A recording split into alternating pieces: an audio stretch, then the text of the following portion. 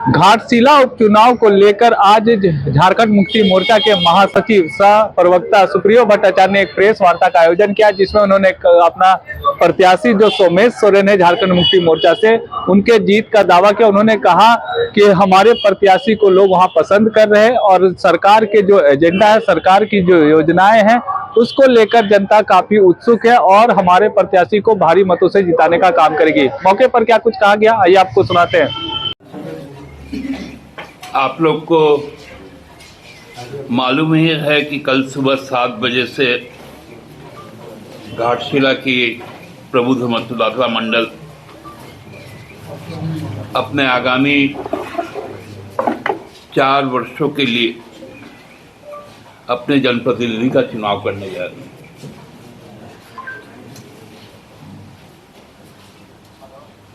जिस प्रकार वहां पर प्रचार कल जब समाप्त हुआ, लोगों के बीच में जो उनके जो निर्णय दिखे, उनके अंदर जो आकांक्षाएं दिखी, वो बहुत आश्वस्त हम लोगों को करती है कि घाटशिला के लोग जो 10 महीने पहले जो आशीर्वाद हमको प्राप्त हुआ था, वो उसका पुनः एक रिन्यूअल होगा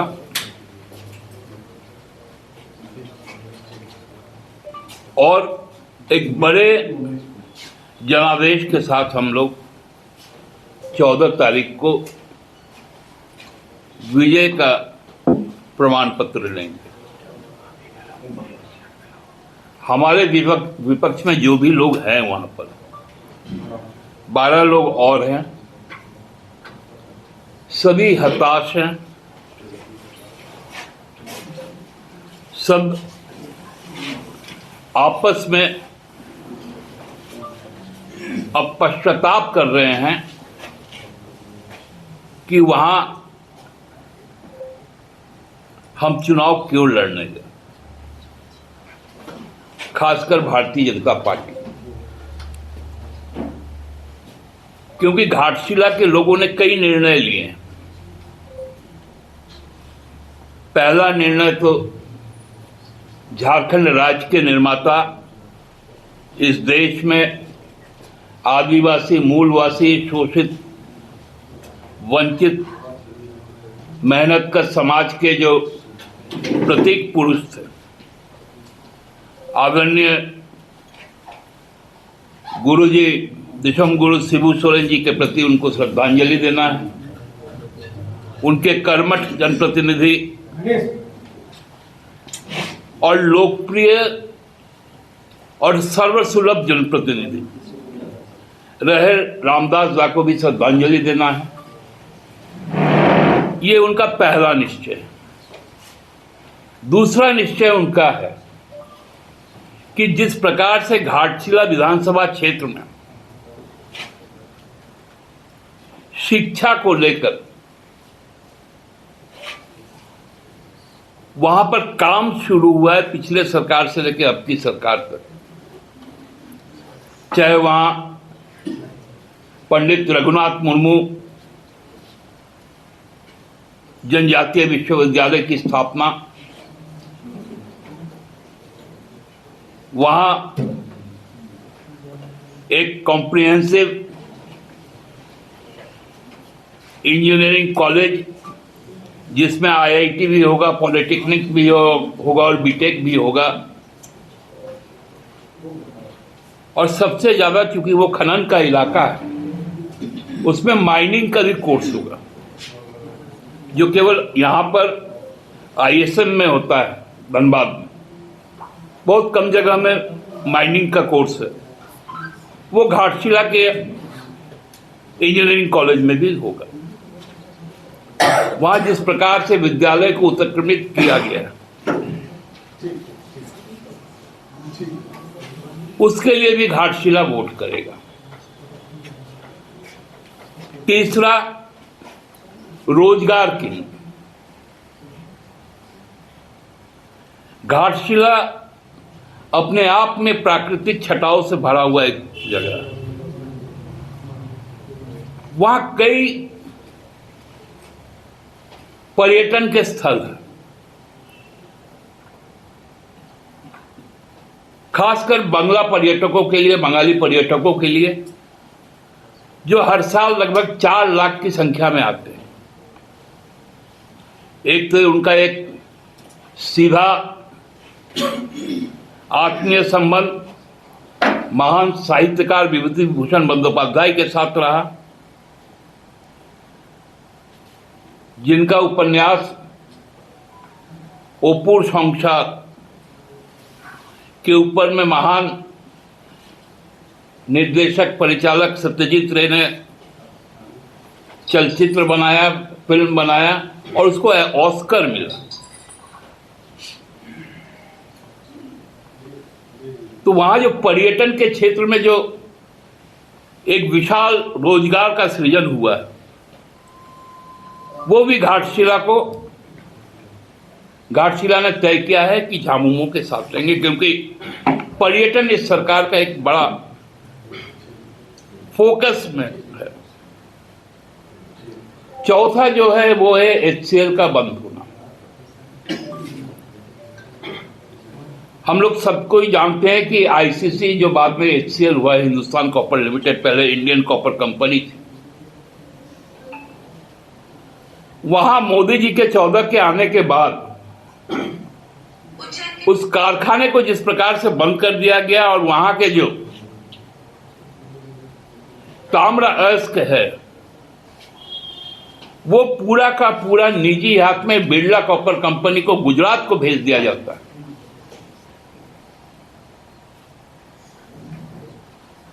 वहां के लगभग 2.5 लाख लोग जो इस इंडस्ट्री के ऊपर, इस खान के ऊपर में निर्भर थे, उनका हक छीनकर गुजरात भेज दिया गया। उसके खिलाफ जो आक्रोश है वो झामुमो के साथ देगा, क्योंकि हम लोगों ने यह तय किया है कि वहां के सभी, अभी तो 3 खदानें हमने खुलवाई, वहां हर प्रति जो 11 खान अभी भी खुलना है, सबको खुलवाएंगे और फैक्ट्री को पुनः चालू करेंगे। ये मुख्य रूप से बातें जो हमारे समर्थन में, झामुमो के समर्थन में वहां के लोगों का निर्णय।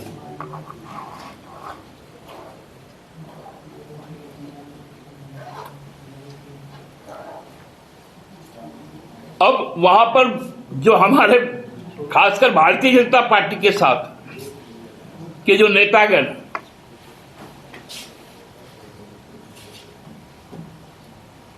उनका कैंडिडेट ही बाहरी, और रामदास दास वहां के खुटकटी, पुश्तैनी, खतियानी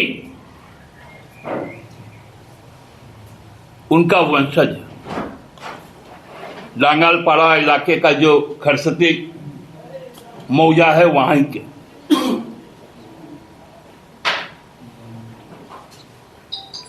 ये स्थानीयता, आदिवासी के प्रति, जनजाति जीवन के प्रति हेमंत सरकार की सोच, मूलवासियों के प्रति हेमंत सरकार की सोच,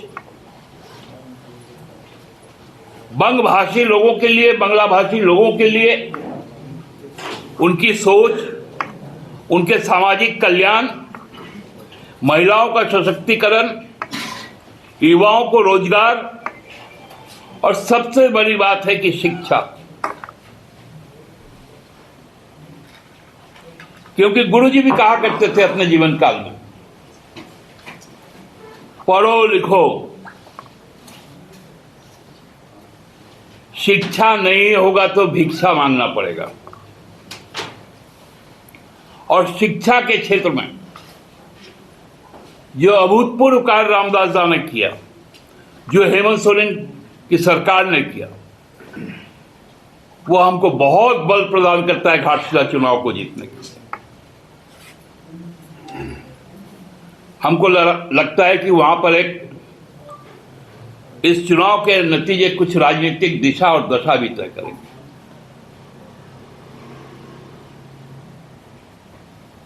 जो भ्रम की स्थिति वहां पर, क्योंकि लगभग सबसे बड़ा इलाका वहां बांग्ला भाषी है, उसको वहां पर सांप्रदायिकता से जोड़ दिया गया। उनको बांग्लादेशी कहा गया। यही बात उन्होंने कहा था बहरागोड़ा में। नतीजा क्या आया? भाजपा परास्त हुई। घाटशिला में भाजपा परास्त हुई। पोटका में भाजपा परास्त हुई। ईचागढ़ में भाजपा परास्त हुई। जोगसलाई में भाजपा परास्त हुई। साहिबगंज जिला समाप्त हो गया। पाकुड़ जिला समाप्त। गोड्डा जिला समाप्त। जामताड़ा देवघर समाप्त। केवल एक विधानसभा क्षेत्र जो संथाल परगना का जरमुंडी है, जहां सबसे नगण्य संख्या में बांग्ला भाषा बोली जाती है, केवल वहीं पर उनको सफलता मिली थी। और जहां जहां बांग्ला भाषी है, उनका जिस प्रकार से अपमान किया जा रहा है, उनको बांग्लादेशी बोलकर, उनको मुसलमान के साथ जोड़कर, जबकि वहां पर हर मूलवासी आदिवासी मनसा पूजा भी करता है, काली पूजा, दुर्गा पूजा भी करता है, कीर्तन हरिनाम भी करता है।